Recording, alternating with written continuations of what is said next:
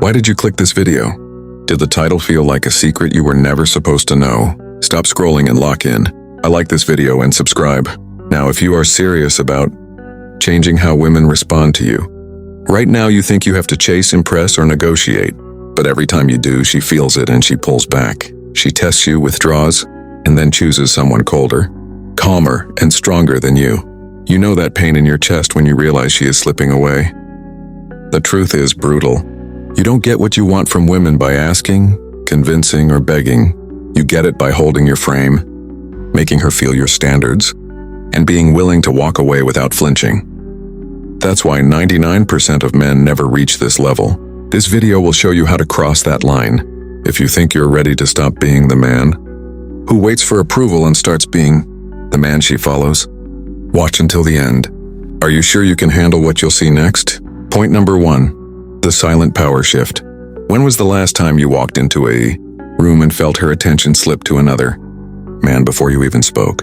Did you feel it in your stomach? The quiet collapse of your own authority. Picture yourself at the gym, staring at your reflection between sets. Your phone lights up with a message from her at 2 a.m., not asking where you are, but telling you she's done. You stand frozen, muscles pumped but powerless, because you gave away something invisible long ago. Marcus Aurelius wrote, "You have power over your mind, not outside events." He wasn't whispering poetry. He was handing you a weapon. In his world, emperors, soldiers, and slaves all fought for inner ground before taking outer ground. That same weapon is in front of you now. The silent power shift happens the moment you stop chasing.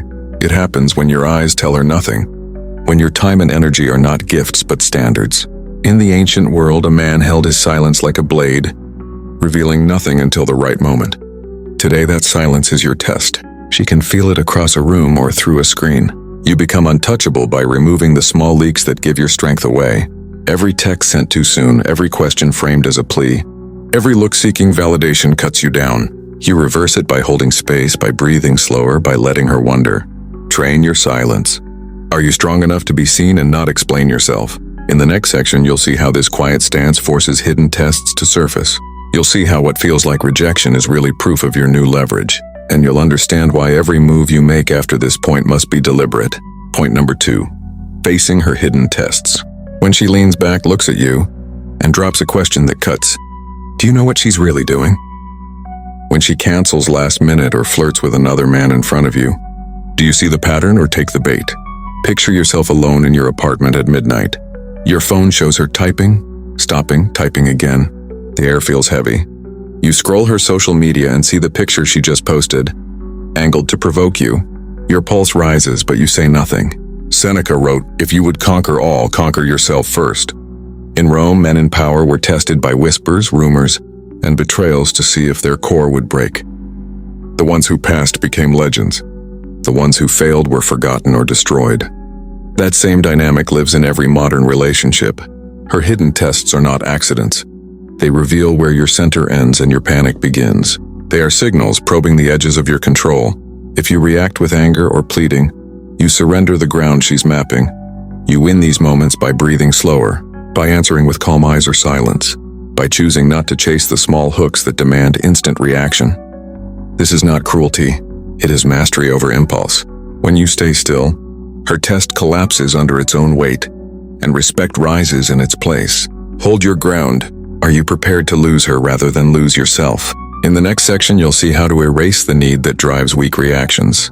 You'll see how to build a presence so steady it reshapes the space between you.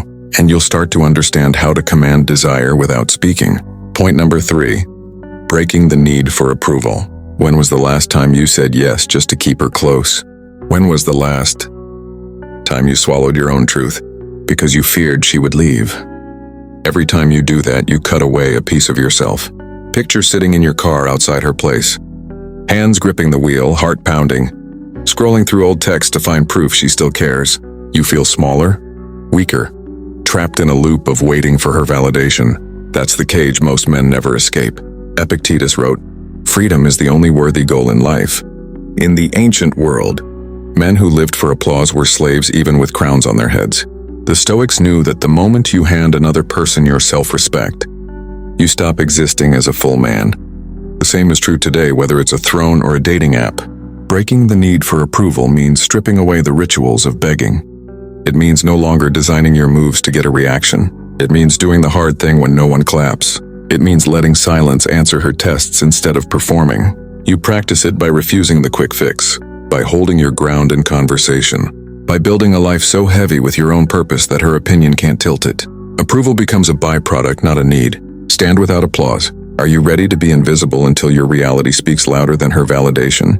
In the next section, you'll see how this stance ignites a magnetic pull you don't have to force.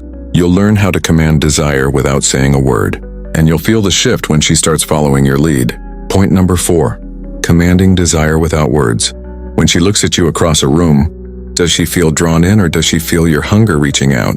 When you enter a space, do you command it or wait for her eyes to tell you who you are? Picture yourself at a crowded bar. Music low, her friends laughing, her phone lighting up with names you'll never know. You say nothing. You stand still. Her glance flickers back to you again and again, searching for a signal you won't give. Marcus Aurelius wrote, "The best revenge is not to be like your enemy." He meant that strength lives in self-control. In ancient courts, men who held silence and poise bent entire rooms without lifting a hand. That same law lives in every modern setting, from a boardroom to a date. Commanding desire without words is not about tricks. It is about presence so solid it alters the air.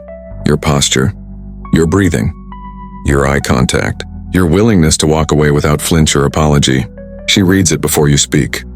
You train it by slowing your reactions, cutting filler talk and letting silence work. You train it by valuing your time as if it costs blood. You train it by staying rooted when she pushes for a reaction. This draws her in deeper than any line you could deliver. Hold your posture. Are you ready to let silence speak louder than your need to be liked? In the next section, you'll see how to lock this energy into your daily life. You'll learn to live as the unmoved man, a man whose choices reshape his world, and you'll see how discipline cements everything you've built so far. Point number 5. Living as the unmoved man. When chaos hits, do you still breathe the same or do you rush to fix, to explain, to prove yourself? When she withdraws, criticizes, or tempts you, do you hold steady or fold? Every moment reveals which man you really are. Picture standing in your kitchen at 5 a.m., phone face down, coffee cooling on the counter. Her words from last night still ringing in your ears. You stare at the dark window and realize no one is coming to save you. That's the test every man must pass. Marcus Aurelius wrote, "You have power over your mind, not outside events." This is the spine of everything.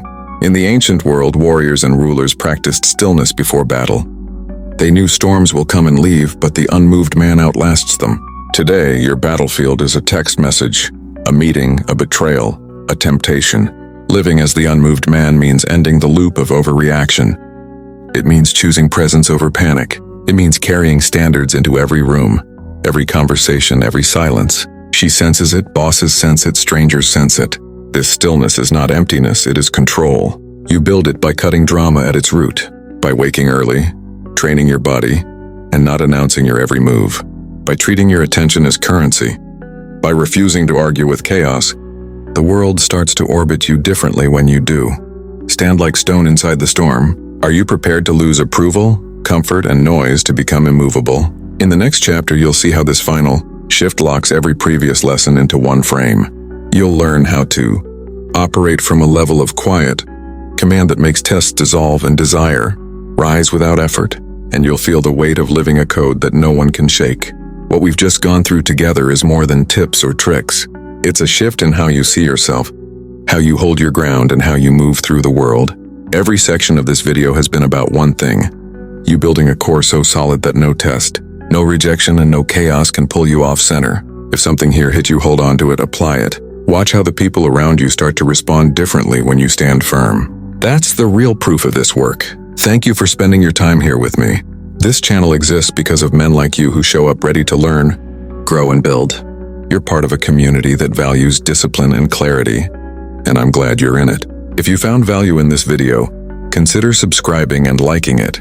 It helps us reach more men who are ready for change. And if you have your own story or question, drop it in the comments.